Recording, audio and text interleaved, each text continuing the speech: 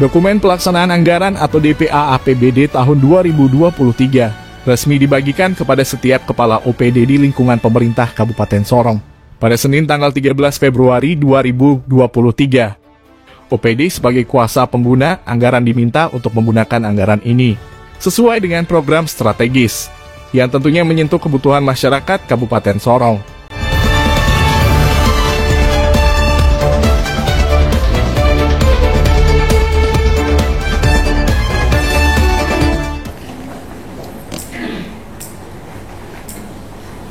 Dokumen pelaksanaan anggaran atau DPA APBD kita di tahun 2023 itu merujuk pada Undang-Undang Nomor 8 Tahun 2022 dan APBD tahun 2023. Yang kedua, Peraturan Daerah Kabupaten Sorong Nomor 1 Tahun 2023 tentang penetapan APBD dan Peraturan Bupati Nomor 1 tentang penjabaran APBD tahun 2023. Kita hari ini sudah ada di setengah dari minggu kedua sekarang. Minggu kedua di bulan Februari tahun 2023. Kalau teman-teman di kabupaten kota yang lain sudah mereka melaksanakan penyerahan APBD-nya, dokumennya pada bulan Januari dari Kabupaten Tambrau, Kota Sorong, dan Raja Ampat ya. Sosial itu masih dalam baru konsultasi, Mebrat juga masih konsultasi. Jadi kalau saya mau bilang kita ini mungkin juara 3 kan dari 6 kabupaten toh. Gitu. Karena Tamro yang kedua, Tamro itu tanggal 5 Januari sudah diserahkan. Pak Jaja keras. Ya barang udah bahas di bulan hutan jadi. Sumi toh. Terus mau betul. Bahas di hutan jadi sumi-sumi. Jadi tapi dia dong apa gampang. Iya.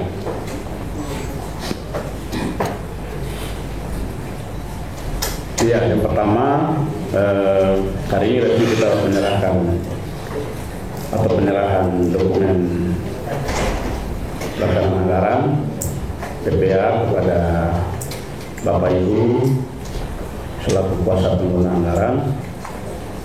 Kalau PA itu Sekda ya, pengguna anggaran, dan kuasa pengguna anggaran pimpinan OPD, jadi dikuasakan.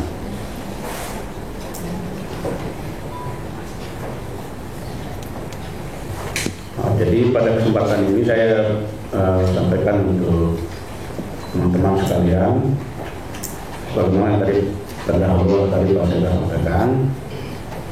Saya harap teman-teman dalam rapat evaluasi semua program dan kegiatan dilaksanakan di tahun 2022 ya.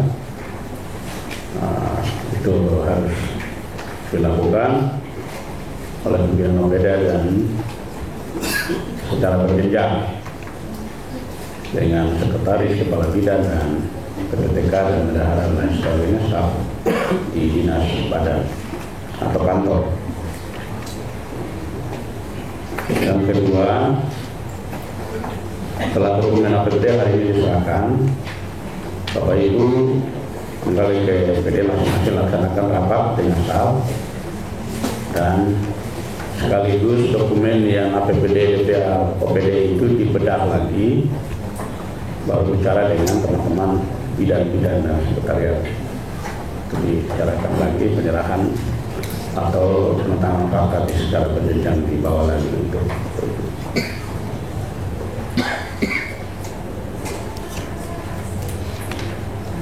untuk efektif dan atau memulainya kegiatan kita di 2023. Saya berharap BPK sudah masuk, ya mungkin masih pemeriksaan pendahuluan ya. Jadi nanti ada pemeriksaan lanjutan rinci atau juga lain-lainnya, sehingga saya berharap teman-teman pimpinan OPD juga harus kooperatif, ada di tempat untuk memberikan dokumen atau data-data yang diminta oleh tim BPK ataupun juga mungkin BPKP dan lain sebagainya. Kita berharap semua kegiatan kita laksanakan di 2023, 2022 semua berjalan sukses, aman, tapi juga punya dampak manfaatnya kepada masyarakat. Itu yang paling penting.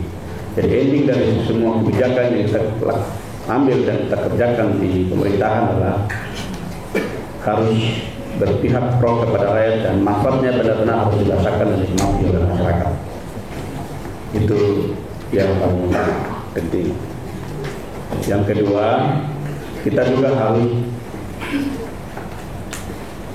dalam pengelolaan atau penyelenggaraan pemerintahan, pembangunan dan minat ke masyarakat, terkhusus untuk program kegiatan kita berdoa dan kita yakin percaya bahwa apa yang kita kerjakan itu sudah dengan baik, supaya jangan sampai ada hal-hal yang kita tidak tahu, human error, dengan situasi dan kondisi yang kita tidak harapkan, sehingga kita berhubungan dengan APH. Ya, kita harus berusaha untuk bukan menghindar, tapi kita yakin dan percaya bahwa apa yang kita laksanakan sudah benar-benar kita laksanakan sesuai dengan prosedur dan aturan-aturan yang berlaku. Gitu. Itu yang saya sampaikan. Dan yang berikut, kegiatan-kegiatan yang apakah lanjutan ataukah yang nilainya besar, ya teman-teman pimpinan OPD sudah harus 1 minggu, 2 minggu kemarin atau sekarang sudah harus mulai menyusun KK-nya atau RUP-nya, sudah harus sampaikan ke ke ULP ya, ke ULP, supaya waktu kita jangan terbuang. Kita berharap bulan Maret ini kita masuk sudah kegiatan sudah harus jalan. Itu yang kita harapkan. Oleh karena itu, Bapak Ibu pimpinan OPD dan pejabat pelaksana teknis kegiatan, saya berharap harus menyusun KK setiap kegiatan. Jadi kalau Bapak Ibu angka capaian PPTK, wajib harus menyusun TOR atau KK-nya setiap kegiatan yang dilaksanakan, apakah kegiatan fisik atau non fisik harus menyusun KK-nya. Ya, itu harus dinyusun oleh Bapak Ibu. Tadi apakah PPTK atau pejabat lain yang ditunjuk dalam mengelola kegiatan itu. Nah, supaya di situ sudah tergambar tujuannya, sasarannya, outputnya, outcome-nya, semua sudah tergambar itu dengan schedule kegiatannya. Kalau yang bikin 90 hari kerja, yang bikin 60, yang bikin 14 hari, yang bikin 7 hari, semua sudah ada dalam TOR atau KK itu. Supaya kegiatan kita itu benar-benar harus terukur, dan nanti juga laporan manajerial kegiatan juga harus disiapkan selain SPJ itu. Macam misalnya bikin kegiatan sosialisasi apa, pelatihan apa, itu harus buat laporan manajerialnya. Begitu. Yang berikut bendahara ya. Saya berharap bendahara yang kalau sudah terlalu lama, ya juga jangan berpikir bahwa saya jadi bendahara itu karir saya yang paling puncak. Terus ya kalau bisa juga orientasi pada karier. Jadi kalau sudah bendahara misalnya sudah 3 tahun, 4 tahun, 5 tahun, ya sudah harus pikir untuk harus dapat eselon 4. Jadi jangan selalu di bendahara. Jadi proses kaderisasi juga harus terus dilakukan oleh pimpinan OPD dan juga bendahara yang melibatkan staf-staf yang nanti bantu di dalam sekretariat bendahara itu, supaya lihat siapa yang sudah bisa siap dan mampu untuk bisa mengganti kita itu sudah harus siapkan dari jauh-jauh hari. kita tidak selamanya harus jadi bendahara sampai selesai, ya, dengan kurun waktu tertentu. Jadi saya harap nanti Pak Kepala Badan Keuangan dan bagian hukum SK ini kalau bisa disiapkan, nanti draftnya bawa ke saya, kita lihat dulu ya, begitu. Bapak dorong usulkan, tapi nanti harus kita lihat, ya, supaya yang terlalu lama-lama itu juga harus kita timbangkan. Tapi memang cari orang baru dulu, bukan tiba waktu tiba akal, tapi harus disiapkan dari sebelumnya, bahwa orang ini kita siapkan untuk ini, karena menjadi bendahara itu pekerjaan tidak mudah. Ya, tidak mudah, dan memang mempercayakan orang untuk bekerja pekerjaan itu juga tidak semua orang.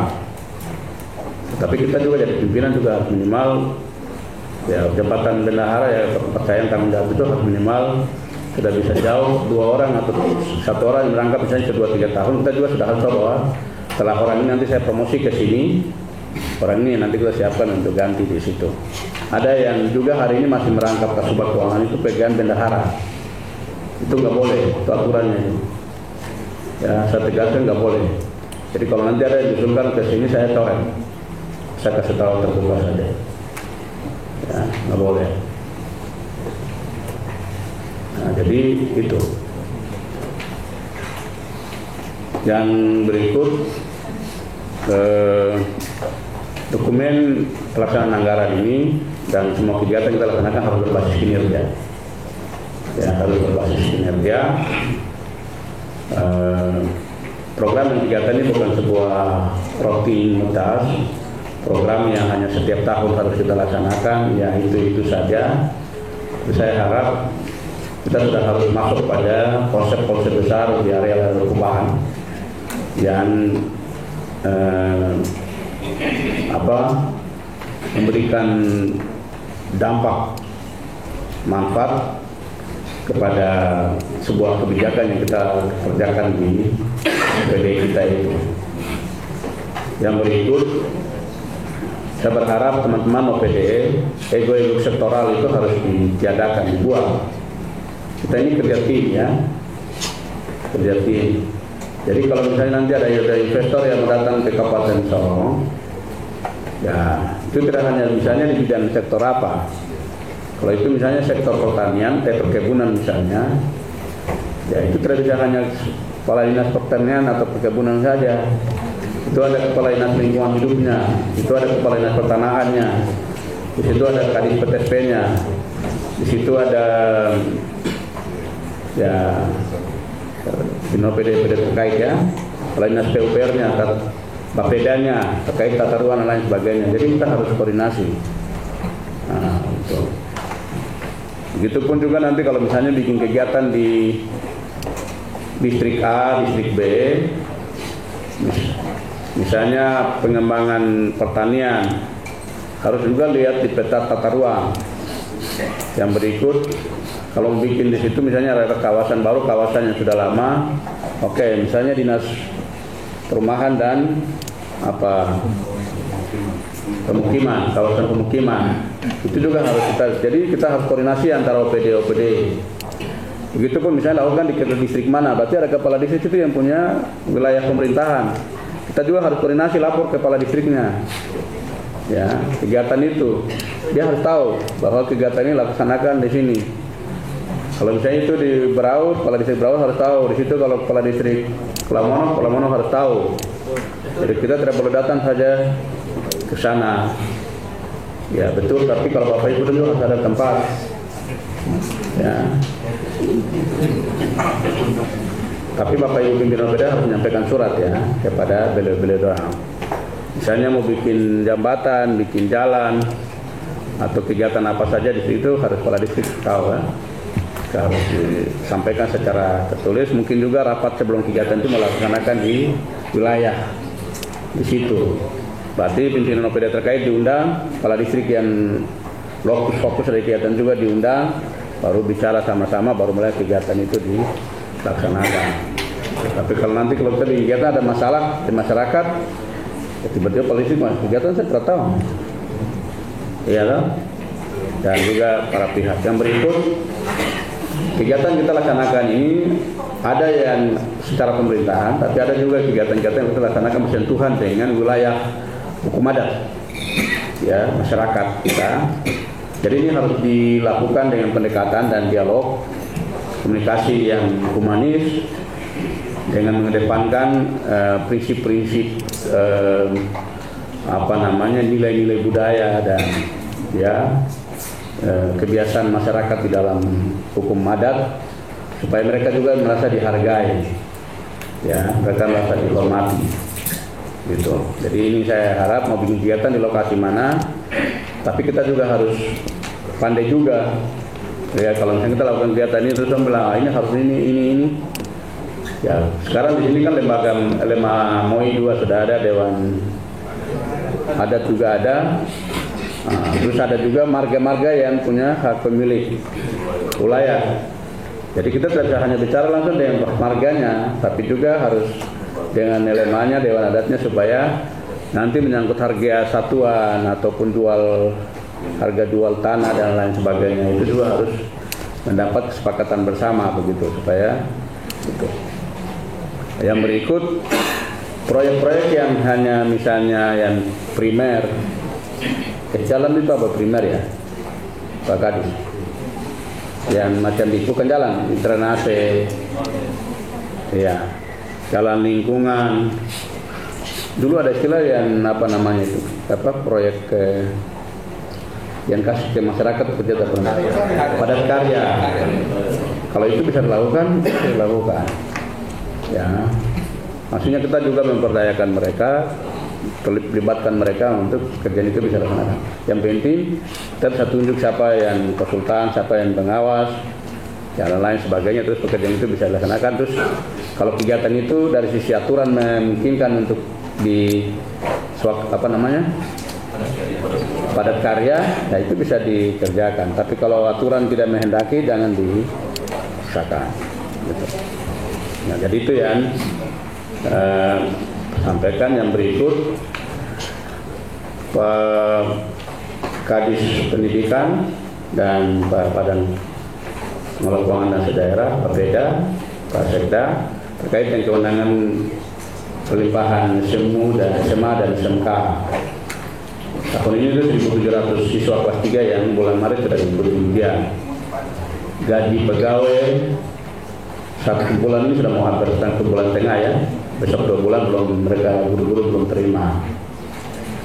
Ya, ini karena terjadi transisi, ya, pemerintahan provinsi Papua Barat Daya, dan juga tidak ada skenario jauh-jauh hari dari Dinas Pendidikan Provinsi terkait dengan penyerahan aset personil dan biaya ini kepada kabupaten kota, sehingga menunggu akhirnya begini, tiba waktu tiba akal, ya bongkar lagi dokumen-dokumen yang ada itu, sehingga program yang kita sudah rencanakan prioritas di Dinas Pendidikan itu kita bongkar lagi, lalu semua keluar kepada belanja pegawai, yang juga termasuk dana operasional dan BOSDA, ya.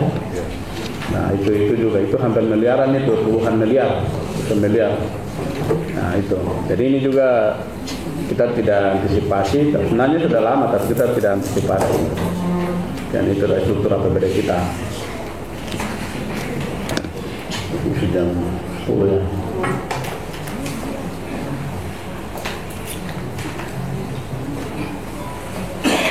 Iya. Nanti juga yang tadi bagaimana yang Pak Sekda sampaikan itu, nanti kita dari Kejati terkait dengan kegiatan-kegiatan prioritas program yang kita laksanakan yang nilainya cukup, misalnya itu juga nanti harus ada kerja MU, ya, bersama dengan kejaksaan. Nah, cuma kita harus bicara juga supaya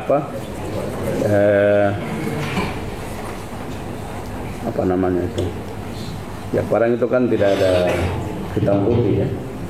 Kadang kalau kita kan semua juga uang, kadang juga nanti minta bagiannya, ya. Jadi itu juga terkait keamanan kita juga, ya.